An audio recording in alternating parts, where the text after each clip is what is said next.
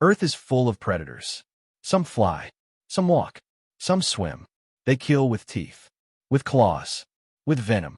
Some even use electricity. Predators come in every shape and size. But one question changes everything. Which predator is actually the deadliest? Why this question is harder than it seems at first glance. This seems like an easy question. Most people immediately think of large animals. Lions, tigers, sharks, wolves. Animals that look dangerous. Animals that feel dangerous. But danger depends on perspective. To a deer, a wolf is one of the deadliest creatures on Earth. To a bird flying high above the forest, that same wolf barely matters. And to an insect, a bird is far deadlier than any mammal could ever be. So right away, the idea of a single deadliest predator starts to fall apart. Because predators don't exist in isolation. They exist in relationships. If we want a real answer, we need a better definition. Not the scariest, not the strongest, not the most famous. Instead, we should ask a different question. Which predator is the most successful at killing its prey? Because success rate changes everything. A predator that fails most of the time may look impressive, but a predator that almost never fails is far more lethal. With this definition, the list changes dramatically. At this point, some obvious candidates come to mind. Lions, for example. How could a zebra ever survive a lion attack? Lions are fast, powerful, armed with teeth and claws. But here's the problem. Lions don't win nearly as often as people think. Even when hunting in groups of 6 or more individuals, lions only succeed roughly 30% of the time. That means most hunts fail. The same is true for many apex predators. Tigers, despite being solitary killing machines, have recorded success rates as low as 10% in some observations. Even humans don't dominate this category. With modern firearms, deer hunting success rates average around 40%. And while certain human groups using endurance hunting reached higher numbers, that strategy still doesn't surpass the top predator on this list. So who does?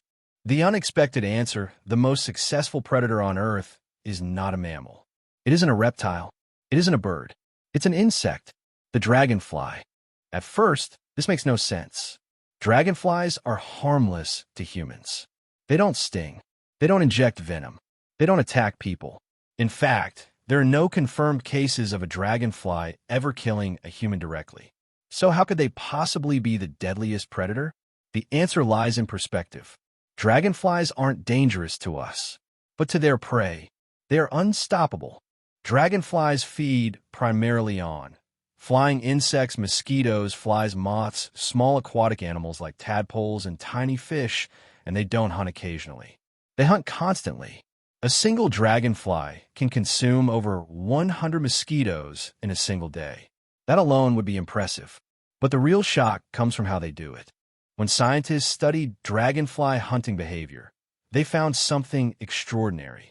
Dragonflies have a hunting success rate of up to 97%. That means that for every 100 prey animals a dragonfly targets, only 3 escape. This number is almost unheard of in the animal kingdom. For comparison, lions, 30% tigers, 10% humans, average 40% endurance hunting humans. 68% dragonflies outperform them all, and they do it without strength, without size, without weapons we normally associate with predators.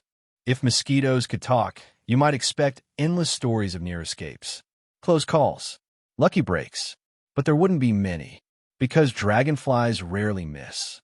Once targeted, escape is almost impossible. Some of the dragonflies' tools are easy to see. Start with their eyes. Dragonflies have enormous compound eyes. They take up most of the head. These eyes give them exceptional vision, especially when tracking small, fast-moving insects. They can see prey from almost any angle. But vision alone isn't enough.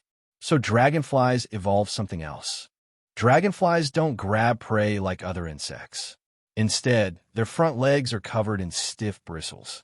Together, these legs form a kind of basket. As the dragonfly flies toward its target, it simply scoops the prey out of the air. No precise grab required, just interception. Then there's the mouth. Dragonfly mouths are flexible and extendable.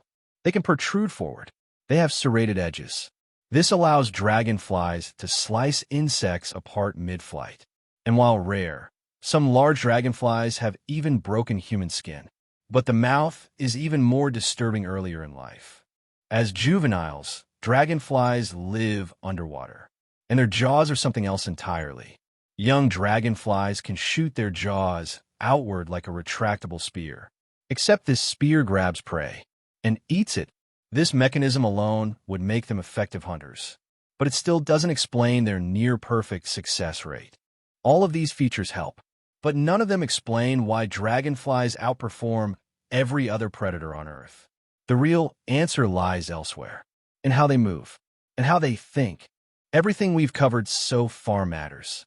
The eyes, the legs, the mouth, all of it helps. But none of it explains how dragonflies achieve a 97% success rate.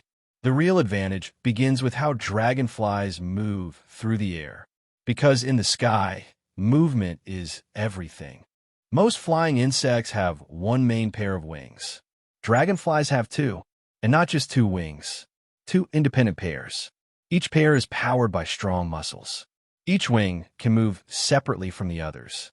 This single trait changes everything. Dragonfly wings are not delicate. Each wing beat generates lift equal to 7 times the dragonfly's body weight. That's an enormous amount of force for an insect. It allows dragonflies to accelerate, instantly stop, almost immediately change direction without losing control. Every movement is deliberate. Nothing is wasted. Because of this wing structure, dragonflies are the fastest flying insects alive. Some species can reach speeds of 34 miles per hour or 54 kilometers per hour. To put that into perspective, that's faster than the sprinting speed of Usain Bolt. And dragonflies do this while being over 100,000 times smaller. Speed alone doesn't make a predator deadly. But speed combined with control, that's something else entirely. Many animals are fast. Cheetahs are fast. Falcons are fast. Even flies are fast. But speed without control leads to overshooting. Missed turns. Lost targets. Dragonflies avoid this problem completely. Because speed is only half of the equation. The other half is maneuverability. Dragonflies can fly. Forward, backward, sideways, up, down. They can hover in place. They can pivot on the spot. They can reverse direction mid-flight. This isn't common. Even birds can't do all of this. Each dragonfly wing is controlled independently, allowing micro-adjustments in real time. This makes their flight paths incredibly precise. For prey, escape usually relies on unpredictability. Sudden turns, erratic movement, quick dives. Against most predators, that works. Against dragonflies, it doesn't. Every turn you make, the dragonfly matches. Every burst of speed, it mirrors. Every evasive maneuver, it counters. Not because it reacts faster, but because it already knows where you're going. At this point, you might think we've found the answer. Extreme speed, extreme control. That should be enough. But scientists noticed something strange. Even with all of this, dragonflies were still performing too well. Their success rate was higher than physics alone should allow, which meant something else was happening. Something inside the dragonfly's brain. When researchers began closely tracking dragonfly hunts, they noticed a pattern. Dragonflies weren't chasing prey. They were intercepting it. That distinction matters. Chasing means reacting. The predator follows the prey's current position. Interception means prediction.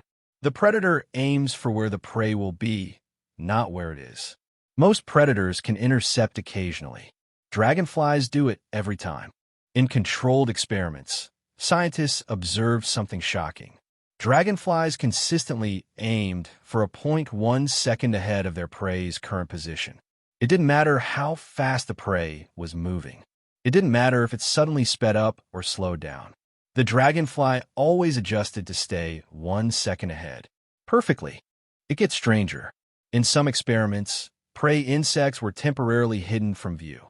They would suddenly turn and pass behind an obstacle. The dragonfly lost visual contact. And yet, It still flew to the exact point where the prey reappeared. No hesitation, no searching, just precision. This means dragonflies aren't just tracking movement. They're predicting it. They calculate speed, direction, and trajectory in real time. And they keep calculating even when the target is no longer visible. This isn't reflex. This is processing. The most disturbing discovery came next. Dragonflies sometimes adjust their flight path before the prey changes direction. Not after, before. They respond to movement that hasn't happened yet. Dragonflies aren't conscious thinkers. They aren't doing calculations the way humans do. They aren't solving equations. Instead, this ability appears to be hardwired, an inherited trait, something they're born with. Researchers often describe this ability informally as a kind of biological aimbot, not because it's artificial, but because it behaves similarly. Dragonflies lock onto a target. They calculate the interception path, and they adjust continuously until contact is made. Escape becomes a matter of luck, and luck rarely helps. Scientists believe this predictive power comes from specialized neurons in the dragonfly's optic lobe. These neurons process visual information incredibly fast, much faster than what's seen in most insects. They aren't just detecting motion, they're extracting patterns. The dragonfly brain doesn't multitask. It doesn't problem solve in complex ways. It does one thing extremely well. It hunts. Every part of its nervous system is optimized for interception. No wasted processing. No distractions. When you combine extreme speed, total maneuverability, predictive interception, continuous trajectory, adjustment, you don't get a good hunter. You get an unavoidable one. Dragonflies don't need to overpower prey. They remove escape as an option. At this point, a new question emerges. If dragonflies are this effective, why haven't their prey evolved defenses? Why haven't mosquitoes developed better evasion strategies? Why hasn't natural selection closed the gap? The answer is unsettling. Evolution only works when escape is possible. If some individuals survive, traits can spread. But when almost no one survives, there's nothing to pass on. A 97% kill rate leaves almost no room for adaptation.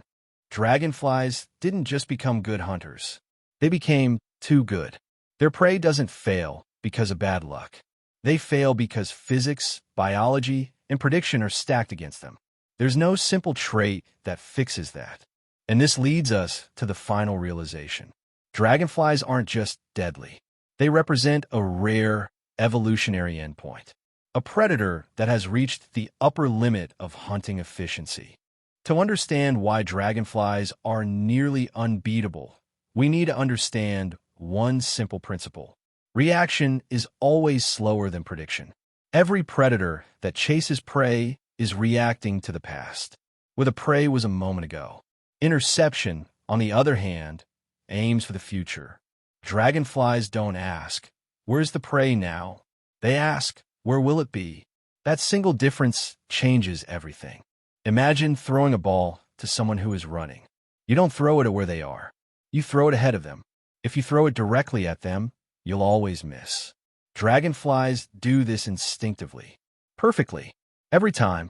Many predators can intercept prey occasionally, but doing it every time requires three things: extremely fast visual processing, accurate motion prediction, continuous real-time adjustment. Most animals struggle with at least one of these. Dragonflies have all three. Researchers discovered that dragonflies use a strategy known as constant bearing. This means the dragonfly keeps the prey at the same angle relative to its body while closing distance. If the angle stays constant, collision is guaranteed. This method minimizes energy use, maximizes efficiency, and removes guesswork. Prey animals rely on sudden changes, sharp turns, erratic flight, unpredictable movement, but constant bearing neutralizes all of that. When prey turns, the dragonfly turns too. When prey speeds up, the dragonfly adjusts. There is no single evasive maneuver that breaks the system. Every nervous system has a delay. Between seeing something and reacting to it, there is always a gap. For humans, this is around 200 milliseconds. For insects, it's faster, but still there. Dragonflies exploit this delay, because while prey reacts to what already happened, the dragonfly is already acting on what's about to happen. It's tempting to think speed is the main advantage, but speed only matters after prediction. A slow interceptor beats a fast chaser. Dragonflies just happen to be both. One of the most surprising discoveries about dragonflies is how simple their brains are. They don't think. They don't plan. They don't hesitate. Their nervous system is streamlined. Visual input flows almost directly into motor output. No debate. No second-guessing. Just action. Dragonflies don't learn to hunt. They don't practice. They don't need experience. Even young dragonflies demonstrate interception behavior almost immediately. This tells scientists the ability is genetic, encoded, refined over hundreds of millions of years. Dragonflies are ancient. Their ancestors existed over 300 million years ago, long before dinosaurs, before birds, before mammals. Some prehistoric dragonflies had wingspans over 2 feet wide. The basic hunting system hasn't changed much since then, because it didn't need to. Most animals continue evolving because something challenges them. Dragonflies faced little resistance. Once interception became near perfect, there was no pressure to improve further. They reached an evolutionary ceiling. Intelligence doesn't help prey here. Faster reflexes don't help. Stronger muscles don't help. Even better vision doesn't help. Because the dragonfly isn't reacting to decisions. It's responding to physics. The only way prey escapes a dragonfly is randomness. A sudden gust of wind. An obstacle. Another animal interfering. Not skill. Not strategy. Luck. And evolution can't rely on luck. Interestingly, this level of specialization has a downside. Dragonflies are incredible hunters, but only for small, flying prey. They can't adapt easily to other food sources. They can't scavenge. They can't switch strategies. They're specialists. Perfect ones. Humans equate danger with threat to ourselves. That's why we fear sharks and lions. But from a biological standpoint, danger is about effectiveness. Dragonflies don't threaten us, which is why we underestimate them. Insects dominate Earth. They outnumber all other animals combined. Dragonflies sit near the top of that hierarchy. Silent, precise, unnoticed. So now we understand the mechanics. The prediction, the interception, the evolutionary perfection. All that remains is the bigger question. What does this tell us about predators as a whole? And why dragonflies may represent the upper limit of what hunting can be? That's where we go next. At this point, the story of the dragonfly stops being about insects. It becomes about evolution itself, because dragonflies reveal something uncomfortable. Natural selection has limits, and sometimes a predator pushes prey right up against them. Evolution depends on variation. Some individuals survive, some don't. Traits that help survival spread through the population over time. This process only works if escape is possible, if survival happens often enough to matter. A 97% kill rate sounds impressive, but biologically it's catastrophic. Out of every 100 prey animals targeted, only 3 survive. Those 3 survivors don't escape because they're better. They escape because something went wrong. A branch got in the way. A gust of wind intervened. Another predator distracted the dragonfly. That kind of survival doesn't pass on traits. It passes on randomness. Evolution can't optimize for luck.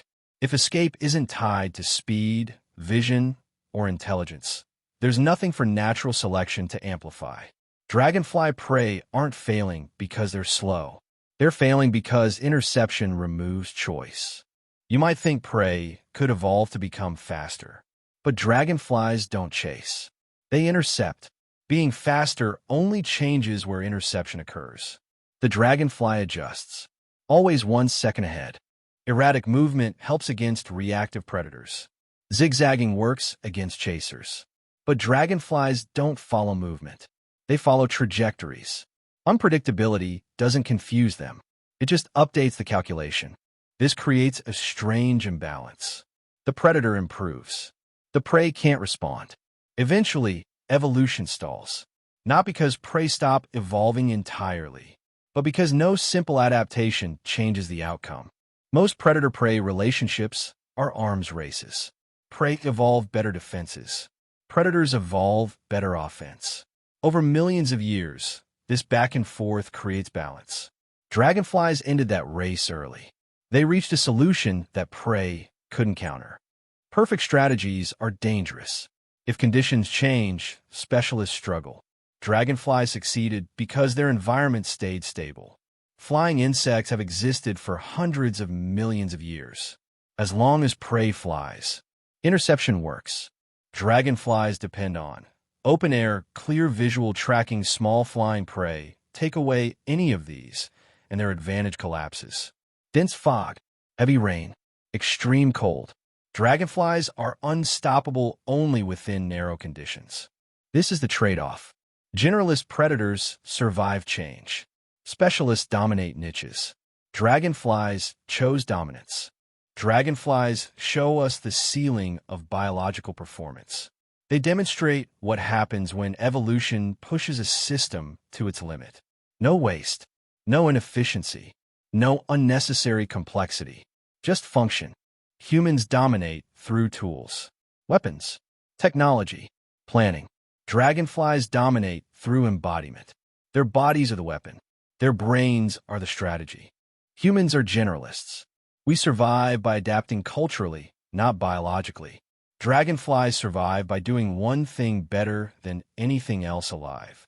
Dragonflies don't think, yet their behavior looks intelligent. This reminds scientists of an important truth. Complex outcomes don't require complex minds. They require efficient systems. Dragonflies don't hesitate. They don't doubt. They don't choose. That lack of choice makes them terrifyingly efficient. Because dragonflies don't threaten humans, we overlook them. They don't roar. They don't attack livestock. They don't appear in documentaries as villains. But biologically, they sit at the top. Dragonflies don't dominate ecosystems through fear. They dominate through absence. Mosquito populations, fly populations, small insect populations. Without dragonflies, these explode. If dragonflies vanished, mosquito numbers would surge. Disease vectors would increase. Ecosystems would destabilize. Their impact is massive. Their visibility is not. The deadliest predator on Earth is also one of the least feared, one of the least noticed, one of the most misunderstood. We now understand the mechanics, the evolution, the limits. All that remains is perspective. What does it mean to be deadly? And why dragonflies redefine that idea completely? That's where we end. By now, the answer should feel different. When you first heard the question, what is the deadliest predator on Earth? You probably pictured violence, teeth, claws, blood. But none of that actually defines deadliness. Deadliness is about effectiveness. And no predator on Earth is more effective than the dragonfly. Humans evolved to fear large animals. Big shapes trigger danger responses. Loud sounds signal threat. Dragonflies trigger none of that. They're small, silent, familiar, which is why we dismiss them. But biology doesn't care about fear. It cares about results. If nature kept a scoreboard, it wouldn't track intimidation. It would track outcomes. Hunt attempts, successful kills, energy spent versus energy gained. On that scoreboard, dragonflies dominate. Quietly, we fear animals that can hurt us. Sharks, bears, big cats. But these animals are dangerous to humans, not necessarily the best hunters. Dragonflies flip the script. They are apex predators in a world we don't notice. Dragonflies don't overpower prey. They outcalculate it. They don't chase mistakes. They remove options. Escape isn't rare because prey are weak. Escape is rare because the system doesn't allow it. Hundreds of millions of years of evolution produced many predators. Teeth evolved. Venom evolved. Pack tactics evolved. But interception, prediction, near-perfect success, those are rare. Dragonflies reach that peak and then stopped. There's no need to exceed perfection. Once success approaches certainty, evolution slows. There's no advantage to pushing past 97%. There's nothing left to optimize. Dragonflies may represent the upper boundary of what hunting can be. Not because nothing could be stronger, but because nothing could be more reliable. In biology, reliability is power. The deadliest predator on Earth doesn't hunt us. It doesn't care about us. It doesn't even acknowledge us. Its entire existence revolves around creatures we barely see. And yet, its impact is massive. To a mosquito, a dragonfly is not an animal. It's an inevitability. It doesn't announce itself. It doesn't miss. It doesn't hesitate. One moment, the mosquito exists. The next, it doesn't. Nature isn't built around drama. It's built around efficiency. The scariest predators aren't always the loudest. They're the ones that don't give prey a chance to learn. Dragonflies are harmless to humans. They don't bite us. They don't poison us. They don't attack us. In fact, they help us. They eat mosquitoes. They reduce disease vectors. They stabilize ecosystems. The deadliest predator on Earth is on our side. So when you hear that question again, what is the deadliest predator on Earth? Remember this. It's not the one with the biggest teeth. It's not the one that inspires fear. It's the one that almost never fails. Next time you see a dragonfly hovering near water, perfectly still, perfectly balanced, understand what you're looking at. A predator refined by hundreds of millions of years. A hunter that doesn't chase the present, only the future.